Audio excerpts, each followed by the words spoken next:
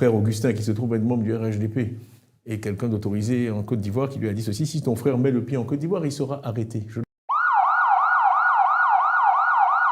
Bonjour Tidiane Tia. Bonjour Monsieur Foka, merci de me recevoir. Très heureux d'être ici. Alors on va commencer par des choses très pratiques, les questions sur lesquelles les Ivoiriens se posent des questions et aimeraient avoir des réponses. Êtes-vous en exil en France? Et pourquoi? Est-ce qu'on a essayé de vous arrêter? Pourquoi vous êtes à l'extérieur? Je suis à l'étranger. Écoutez, il y a une succession d'événements que beaucoup ont pu voir. Le procès, 22 avril, etc. Bon. Il y a eu un verdict qui m'a radié de la liste électorale.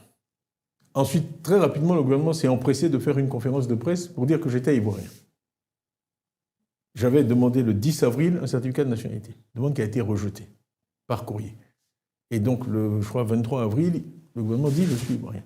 Donc, nous avons demandé un certificat de nationalité par mon avocat. Nous sommes le 26 juillet, nous ne l'avons toujours pas. Donc voilà un gouvernement qui, d'un côté, dit que je suis ivoirien, je suis redevenu ivoirien. Après avoir renoncé à votre nationalité française. Il y a cette théorie qui est qu'on peut perdre une nationalité automatiquement, d'après ce gouvernement-là, et on peut la retrouver automatiquement. Les mots qui ont été utilisés, c'était que ma nationalité était en sommeil, ce qui est un concept inconnu de tous les juristes. Alors moi, j'ai envie de comprendre. Est-ce que vous êtes en exil ou bien est-ce que vous êtes ici?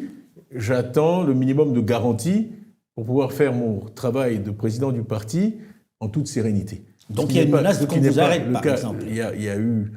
Écoutez, il y a eu un entretien de mon frère Augustin, qui se trouve être membre du RHDP, et quelqu'un d'autorisé en Côte d'Ivoire qui lui a dit ceci: si ton frère met le pied en Côte d'Ivoire, il sera arrêté. Je l'arrête immédiatement. Pour quel motif? Ça, il faut poser la question aux auteurs de ces propos.